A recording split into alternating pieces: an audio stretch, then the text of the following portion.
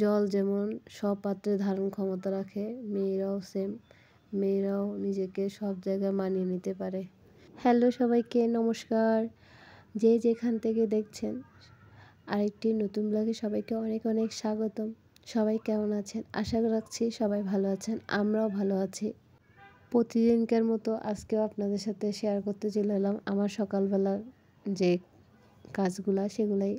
Fresh হয়ে প্রথমে চা বসিয়ে দিলাম, চা খেয়ে তারপর ভাত রান্না করবো। আর এদিকে রেডি করে রাখছি কি রান্না করব সেটা। আজকে রান্না করতেছি ডাল আর হচ্ছে মাছ রান্না করব। এগুলা হচ্ছে রূপচাঁদা মাছ, কালাচাঁদা, যে যেটা বলে আর কি। যাই হোক, বলছিলাম মেয়েরা যে কোনো জায়গায় নিজেকে মানিয়ে নিতে পারে। আসলে সত্যি আমরা মেয়েরা মানে যেখানে যাই, যে পরিবেশে যাই, নিজেকে সবসময় মানিয়ে নেওয়ার চেষ্টা করি। কারণ পরিবেশ পরিস্থিতি সবসময় আমাদের দিকে থাকে না। তো আমরা চেষ্টা করি কীভাবে পরিস্থিতি আর পরিবেশটাকে হ্যান্ডেল করা যায়। বেশিরভাগ মেয়ে এটা চেষ্টা করে, আর বেশিরভাগ মেয়ে এটাতে 100% সফলও হয়। তো আমরাও প্রতিনিয়ত এটাই চেষ্টা করতেছি কীভাবে পরিস্থিতি সামলে তারপর নিজেকে সামলানো যায়। যাই হোক, তো এতক্ষণে আমার ভাত রান্না হয়ে গেছে। একটা ডিম ভাজিও করলাম ছেলের জন্য। তো ডিম ভাজি করার পর ডাল বসিয়ে দিলাম। তো ডাল ফুটতে অনেকক্ষণ লাগবে। এদিকে ছেলেও ঘুম থেকে উঠে গেছে, তো ওকে ব্রাশ করতে দিলাম। ও ব্রাশ করতেছে আর দুষ্টুমি করতেছে, অনেক হাসাহাসি করতেছে।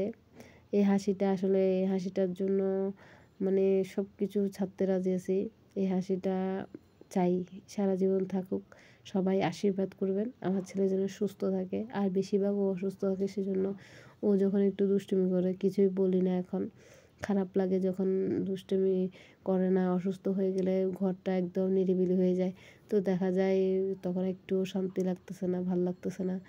আর বাচ্চা কাচ্চার অসুস্থ হলে প্রত্যেকটা মা বাবারই এমন লাগে, স্বাভাবিক এটা। তো কথা বলতে বলতে এতক্ষণে আমি ডালের সম্বাদ দিয়ে দিছি। আজকে ডালের সম্বাদ দিছি জিরা দিয়ে। তো ডালটা নামিয়ে তারপরে মাছটা ভাজবো। আজকে ডালের কালারটা অনেক সুন্দর হয়েছে, একদম দারুণ একটা কালার আসছে। তো এদিকে মাছগুলা ধুয়ে পরিষ্কার করে নিলাম। এরপর হলুদ লবণ মেখে নিচ্ছি। কড়াইতে এখন তেল দিয়ে দিব। তেল গরম হলে তারপরে মাছ ছেড়ে আস্তে আস্তে মাছটাও ভেজে নিব। প্রতিদিন আমার একটাই টেনশন, কি রান্না করব সেটা।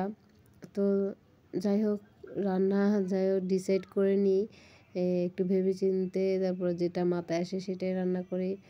আর আসলে প্রতিদিন মাছ খেতেও ভালো লাগে না, আর প্রতিদিন দেখা যায় মাছ আবার রান্না না করলেও হয় না। কারণ আমার হাজব্যান্ড মাছ ছাড়া একদমই খাইতে চায় না ভাত। তো সেজন্য আমার কিন্তু আবার প্রতিদিন মাছ খাইতে ভালো লাগে না। মাঝে মাঝে একটু নিরামিষ সবজি রান্না করলে ভালো লাগে। যাই হোক, কালকে অবশ্য করা হবে সেটা। আগামীকালকে নিরামিষ আছে। তো সেজন্য যাই হোক, আজকে মাছ থেকে একটু মুক্তি পাবো কালকে। এখন মাছ ভাজা প্রায়ই হয়ে আসছে। মাছগুলা ভেজে তারপরে এখন তেলের মধ্যে পেঁয়াজ দিয়ে দিচ্ছি। পেঁয়াজটাকে একটু লাল লাল করে ভেজে নিব। তো পেঁয়াজটা এর মধ্যে একটু নরম হওয়ার জন্য লবণ দিয়ে দিব। তো লবণ দিয়ে আরেকটু ভালোভাবে ভেজে নিব। একদম ভালোভাবে নরম হয়ে গেলে তো একটা সফট একটা ব্যাপার চলে আসে, সেজন্য। যাই হোক, অনেকটাই সফট হয়ে গেছে দেখেন। এরপর আস্তে আস্তে রেগুলার মশলাগুলো দিয়ে দিব। মশলা দিয়ে তারপর কষিয়ে নিব। তো প্রথমে জল দিলাম না, একটু তেল ছিল ভালোই। তো ওইটা দিয়ে একটু ভেজে নিচ্ছি মশলাগুলোকে, তারপর একটু জল দিয়ে আর একটু কষিয়ে নিব। এই মশলা কষানোর সময় এত হাঁচি উঠে, হাঁচি দিব না রান্না করব ভাবতে পারি না। তো যাই হোক, মশলা কষানো অনেকটাই হয়ে আসছে। এরপরে এখন জল দিয়ে দিচ্ছি।